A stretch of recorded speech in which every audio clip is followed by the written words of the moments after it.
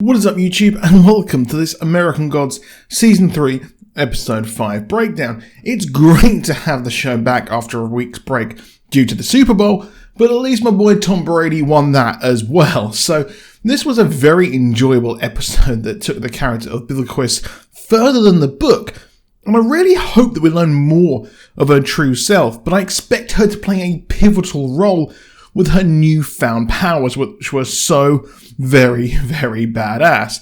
If you enjoyed the video, then please do drop a like down below as it helps us out massively, and subscribe with notifications on so you never miss a video. We cover WandaVision weekly too, so you can check a breakdown of that on our channel as well for the latest episode. So we open with a very cool intro, which this season have been very on point as we see the world's Columbian Exposition. Basically a world's fair to show off the best innovations and splendour the world has to offer, much like the ones that were happened in the UK, and most notably as well the Crystal Palace Expo. And this was in honour of Columbus's 400th anniversary of landing in America. You know, less said about that, the better these days, to be honest, am I right? Now, a magician and later conman, Maximilian, is showing off his work when a kid predicts what he's going to do, which means the crowd leave very unimpressed. Now, annoyed, he does go to find another tent where Tech Boy is showing off an automatron, an early robot, but it can only do one thing as the public are unimpressed when it can't do more than right, which is what it was set up to do. Max offers sage advice to add some sparkle and lie a bit like Edison and make it a real show as he gets below it and makes it seem like it is speaking and playing chess. Well, this is the very early version of the Queen's Gambit, except this was all a trick as he was jealous of the machine and its popularity and baits him into doing a trick show and exposes it, which allows the public to go and see his show instead. We later see an automaton in the episode where Tech Boy glitches and gets into a box. This signifies the change in the world, as the world's fairs of this time showed major tech advancements, which in the show gave rise to the new gods. I like to think this might have been Mr. Wednesday in another guise attempting to stick it to the rise of tech.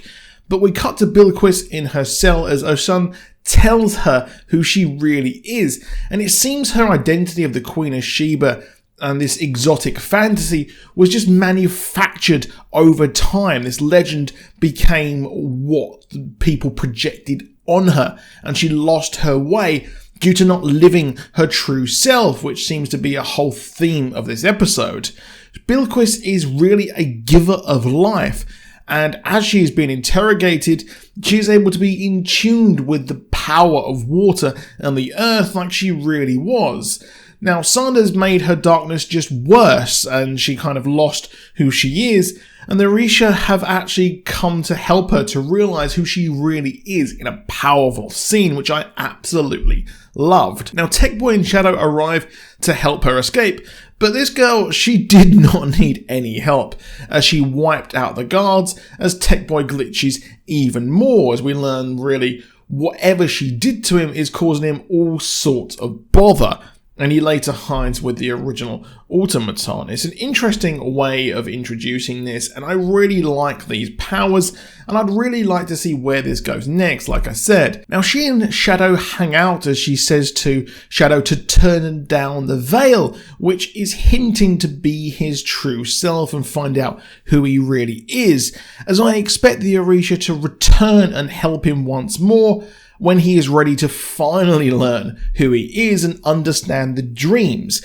Now, admittedly, I did expect a lot more from these two meeting, but unfortunately, we didn't really get anything. It was a really big build-up with these dreams, her being kept by Mr. World's powers and forces, but we got really them eating and a bit of a laugh and a joke. But yeah, I expect that once he is avoiding being pulled from all angles like his father, Lakeside, and even now Laura, he will learn who he really is.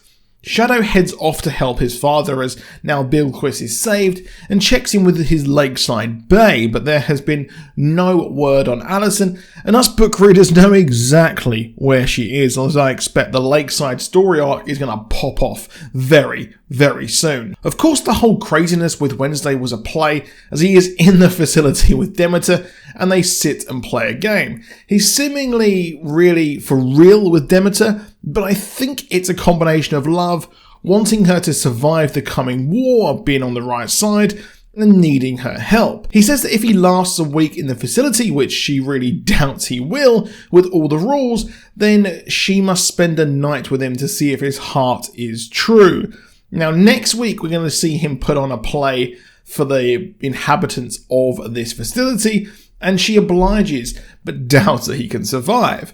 The back and forth between these two actors is superb, as the chemistry really makes this story work. Now, Salim is once again trying to find purpose as they discuss the differences of her Muslim burial and wants to make bathing products for the dead and also their family, as Laura arrives looking for answers from the people in Cairo to discuss just how she came back to life.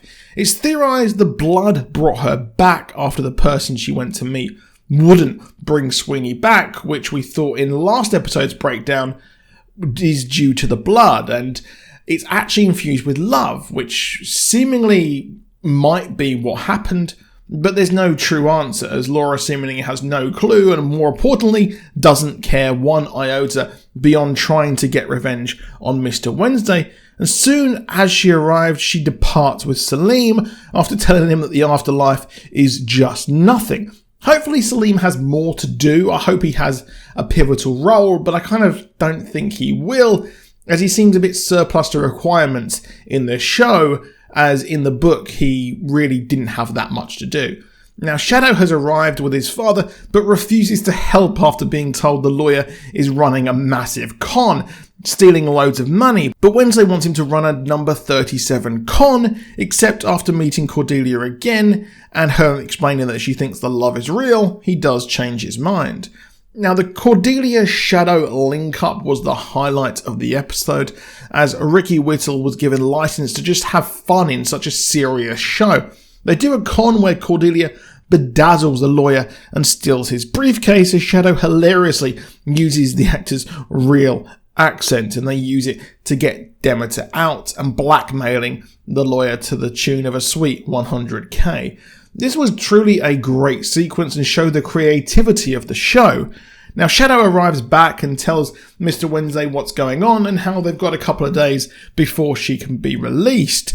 Except Shadow, as usual, didn't get the full story, as Demeter doesn't want to go and Wednesday needs to convince her. Luckily, he's got a few days to do that. Now, Demeter learns just who Shadow is and wants to take a look at him. She says he's a lot like his father, which, yeah, that's not a good thing. But she hints that Mr. Wednesday's heart has grown colder and smaller, and it looks like Mr. Wednesday's plan is not going to go well, as she hints he's obsessed with what might have been instead of looking forward.